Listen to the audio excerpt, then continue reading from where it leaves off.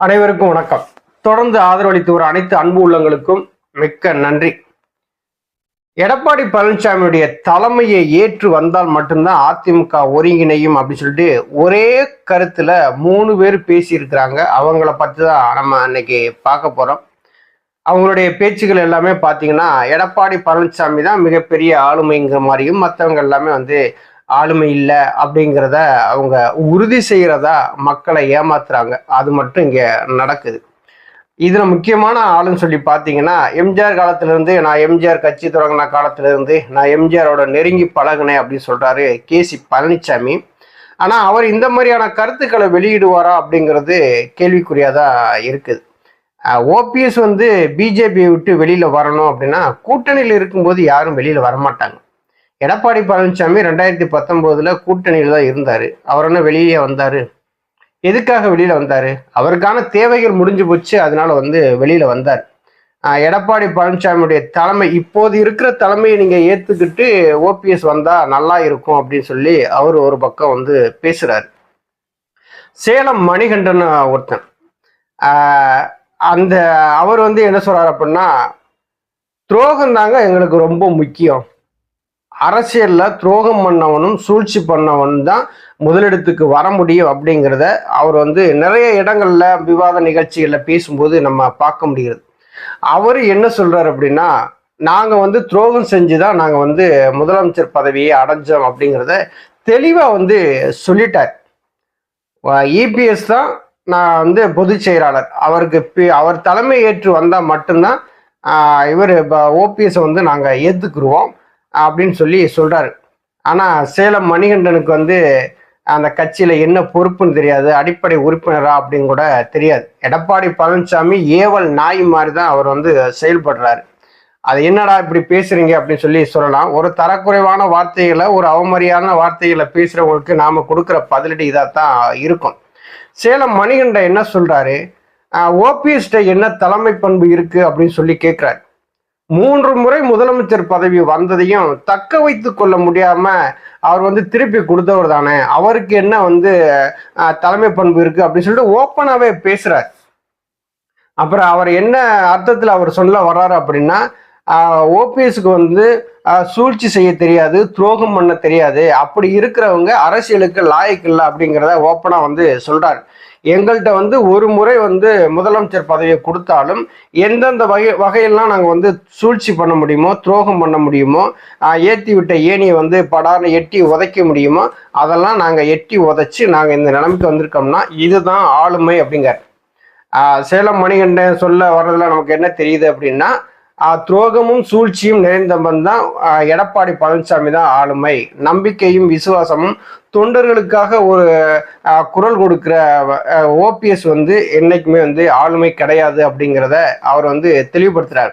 எடப்பாடி பழனிசாமிகிட்ட வாங்கிட்டு பேசுறாருன்னு தெரியும். ஆனா எடப்பாடி பழனிசாமிய ஏன் இந்த அளவுக்கு தரக்குறைவா பேசுறதே தெரியாம அவர் பேசிக்கிட்டு இருக்கிறார். இன்னொரு பக்கம் பாத்தீங்கன்னா, கலை பத்திரிகையாளர் அப்படின்னு சொல்றாரு. அவர் என்ன சொல்றாரு, இதே நிலைமை இருக்கட்டும், ஓபிஎஸ் உள்ள வரட்டும், கட்சி ஒருங்கிணைட்டும், அதுக்கப்புறம் பொறுப்புகளை அவங்க பாத்துக்கிறட்டும் அப்படின்னு அவர் சொல்றார். எல்லாருமே ஒத்த கருத்துல என்ன சொல்றாங்க, கே.சி. பழனிசாமி, கலை, இந்த சேலம் மணிகண்டே, இப்படி ஆட்கள்லாம் என்ன சொல்றாங்க அப்படின்னா, இப்போது இருக்கிற தலைமை அப்படின்னு தான் பேசுறாங்க. இப்போது இருக்கிற தலைமைன்னா யாரு? எடப்பாடி பழனிசாமி. இப்போது இருக்கிற எடப்பாடி பழனிசாமிகிட்ட என்ன ஒரு ஆளுமை பண்பு இருக்கு அப்படிங்கறது எல்லாத்தையும் மக்களுக்கு விளக்கணும் இல்லையா? அதை விளக்க தவறுறாங்க. சரி, 3 பேருமே பேசுறீங்க, எடப்பாடி பழனிசாமிக்கு ஆதரவாவே பேசுறீங்கப்பா, அது நமக்கு நல்லாவே தெரியுது. இப்போது உள்ள தலைமையில அப்படியே ஒன்று சேரணும் அப்படின்னா சரி ஒன்று சேர்ந்துடுறோம். அந்த 3 பேருக்குமே தொண்டர்கள் கேட்குற ஒரு கேள்வி என்ன அப்படின்னா, எனக்கான உரிமையை நீங்க பறிச்சிட்டீங்கல்ல, அந்த உரிமையை யார் மீட்டெடுக்கிறது? இந்த 3 பேரும் சொல்லட்டும். கலையா இருக்கட்டும், சேலம் மணிகண்டனா இருக்கட்டும், கே.சி. பழனிசாமியா இருக்கட்டும், இந்த 3 பேரும் அந்த தொண்டர்களுக்கு கொடுத்த, அந்த எம்ஜிஆர் கொடுத்த அந்த உரிமையை எடப்பாடி பழனிசாமி மாத்தி அமைச்சிருக்கிறாரு. நாங்க ஒரு தலைமை பண்புக்கு வர முடியாது, ஒரு தலைமையை எங்களால தேர்ந்தெடுக்க முடியாது, அந்த அளவுக்கு எடப்பாடி பழனிசாமி அந்த விதியை சுக்குநூறா ஆக்கிட்டாரு. அதை முதல்ல திருப்பி வந்து பழைய நிலைமைக்கு கொண்டு வாங்க அப்படின்னு இந்த 3 பேர்ல யாராவது சொல்றாங்களா? அதை சொல்லவே மாட்டேங்கிறாங்க. அவங்களுடைய நோக்கம் என்ன அப்படின்னா, எடப்பாடி பழனிசாமி தலைமையில சசிகலாவும் இதை ஓபிஎஸும் உள்ள வரணும் அப்படிங்கிறாங்க. அப்படி வர வேண்டிய அவசியம் இல்லை அப்படிங்கிறது தான் தொண்டர்களுடைய கருத்தா இருக்கு. எடப்பாடி பழனிசாமி அவருடைய ஆளுமையில என்னத்தை சாதிச்சிட்டாரு அப்படின்னு ஒண்ணு இருக்கு இல்லையா? இதை சாதிச்சுட்டாரு, அதனால நீங்க உள்ள வாங்க அப்படின்னு சொன்னீங்கன்னா அதுல ஒரு அர்த்தம் இருக்குது. அப்பா, எடப்பாடி பழனிசாமி இதையெல்லாம் சாதிச்சிருக்காருப்பா, அதனால நம்ம வந்து உள்ள போகலாம், அவருக்கு மக்கள் செல்வாக்கு இருக்கு அப்படின்னு நம்ம சொல்லலாம். இதுல வேற என்ன சொல்றாங்க அப்படின்னா, ஓபிஎஸ் இருக்கும்போதும் தானே தோல்விகளை சந்திச்சோம் அப்படிங்க.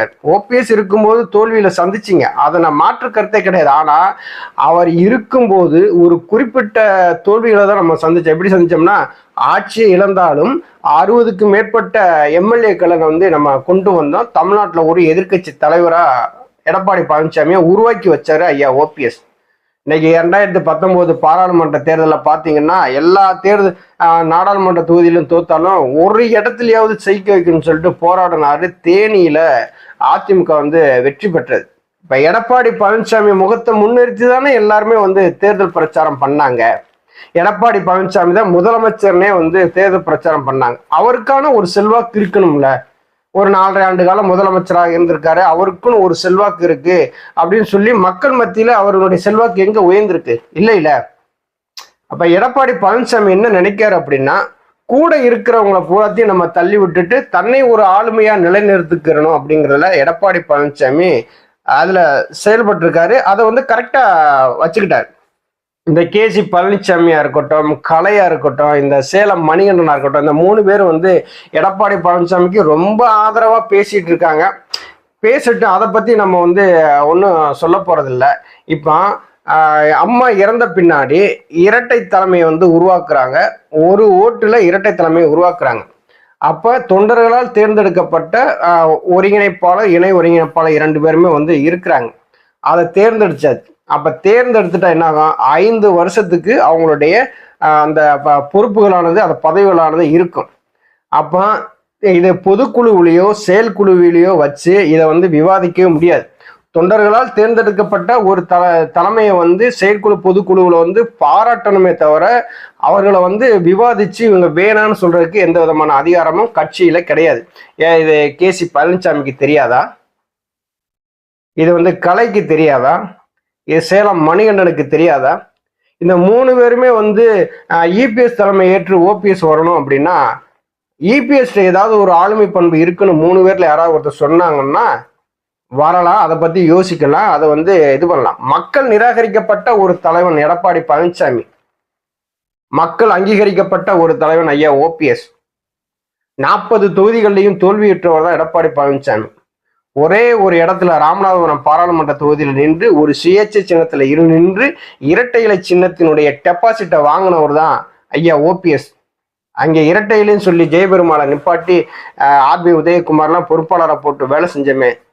ஏன்னா ஒருவேளை வந்து நீங்க வந்து ஓபிஎஸ் வந்து டெபாசிட் இலக்க வச்சிருக்கணும்ல, அதை உங்களால செய்ய முடியல அப்படின்னா நீங்க வந்து என்ன ஒரு ஆளுமை? அது எல்லாரும் கேட்பாங்களே, தொண்டர்கள் கேட்பாங்களா, ஏப்பா நீ வந்து ஒரு ஆளுமைன்னு சொல்ற, ஓபிஎஸ் தனிச்சுதான் நின்றாரு, கட்சி இல்லை, கொடி இல்லை, சின்னம் இல்லை, எதுவுமே இல்லை, நிறைய பண்ணி ஒரு களத்துல நிக்கிறாரு, அவரை நீ டெபாசிட் இலக்க வச்சிருக்கணும்ல. இரட்டை இலை சின்னம் விழுக வேண்டிய ஓட்டுக்கு புறம் ஓபிஎஸ் போய் விழுகும்போது அப்ப அங்கே தோல்வி விட்டுறது யாரு? எடப்பாடி பழனிசாமி. அவர் தலைமை பொறுப்புல இருக்கிறதுக்கு தகுதியானவரா அப்படின்னு மக்கள் கேட்கிறாங்க. அவர்களுக்கு என்ன எடப்பாடி பழனிசாமி பதில் சொல்ல போறாரு?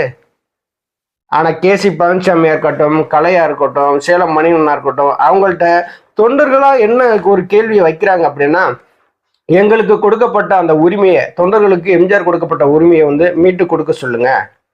ஒரு தொண்டன் தலைமை பொறுப்புக்கு வரலாம், தலைமையை தேர்ந்தெடுக்கலாங்கிற அந்த உரிமையை வந்து எங்களுக்கு கொடுக்க சொல்லுங்க. ஒரு ஓட்டுல 2 இரட்டை தலைமையை உருவாக்குனாங்க இல்லையா, 2026 வரைக்கும் இருக்குல்ல, அதை அப்படியே நீடிக்க சொல்லுங்க. அப்ப எடப்பாடி பழனிசாமி செய்யறது பூரா சரி, ஓபிஎஸ் செய்யறது பூரா தவறு அப்படின்னு சொன்னா, இனிமேல் வந்து எடப்பாடி பழனிசாமிகிட்ட போய் ஐயா ஓபிஎஸ் அவர் போய் சேர்றாங்க அப்படின்னா, எடப்பாடி பழனிசாமி தலைமை பண்புல இருந்தாலுமே தோத்துதான் போகும். ஐயா ஓபிஎஸ் அவருடைய தலைமைக்கு வந்தா மட்டும்தான் வெற்றி அடையும். நன்றி, வணக்கம்.